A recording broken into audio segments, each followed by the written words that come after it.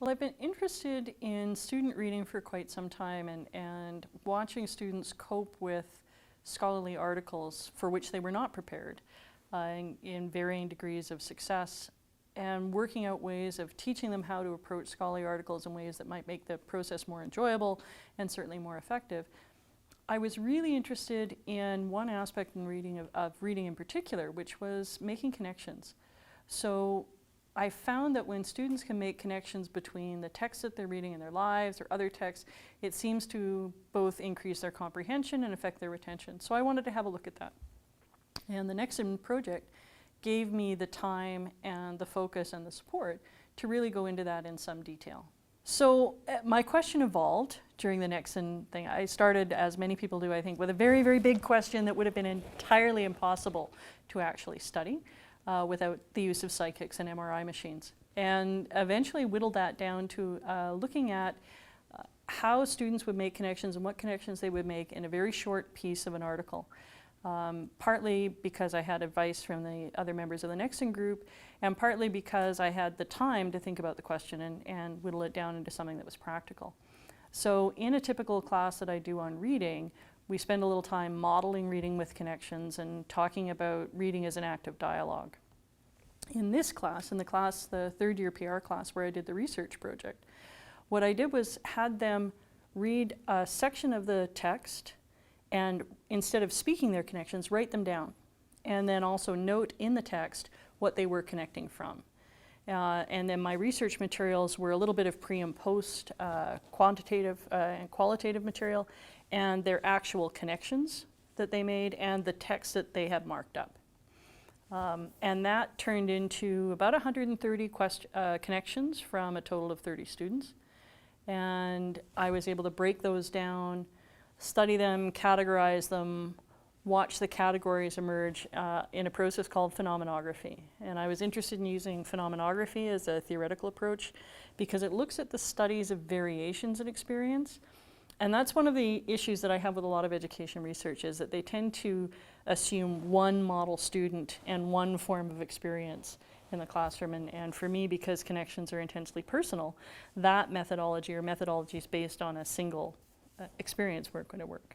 So I looked at the variations. I had thought that I was going to be looking for what the students connected to. Were they connecting to their personal lives? Were they connecting to other classes? Were they connecting to other readings? When I kept reading the information and also reading back on the method, so phenomenography, just to back it up a little bit, started by Martin and some other colleagues of his in Sweden to look at variations in experience. And in reading back to the origins of the method, it turns out some of the first studies were on reading. And it really turned out that some of the same things that I was seeing in 2013 were evident in Martin's work from the 1970s. And he looked at and came up with deep and surface approaches to reading. And as I read through the connections that the students were making and what they were connecting from and what kinds of connections they were making, it turns out that you could see those deep and surface approaches to reading in the connections. So, an example, or a bit of a range.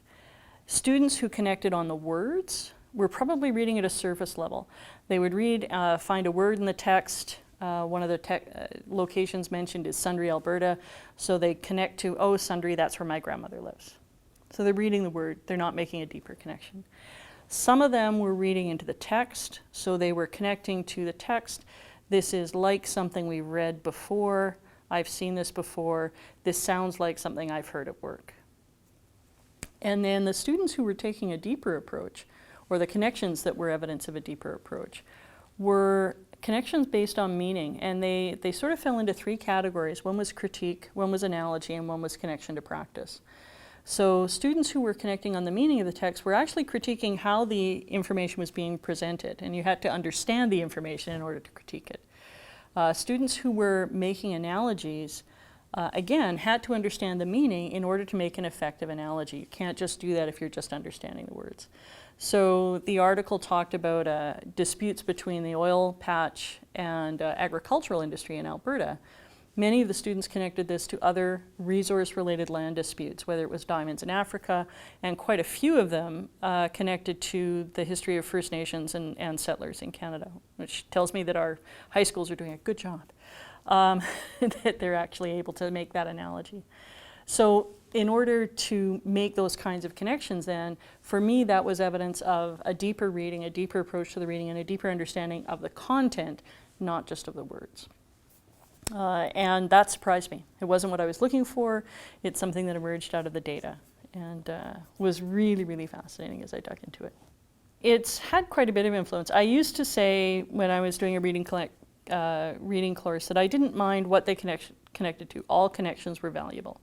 And I still say that. It really doesn't matter if they're connecting to an episode of The Simpsons or something their little brother did, but it matters the kind of connection that they're making. So what I tend to do in the classes now is talk about, try to look for analogies, try to look for how this might look in practice, try to look for what you think the author is saying well or effectively, and getting at some of those critique areas. So rather than just saying, connect on the words, is there something here that sounds familiar, I am probing the students to go a bit deeper, and I can talk, I think, with more authority about the effectiveness of making these connections and the impact that it will have on their reading as a habit to take into their own lives.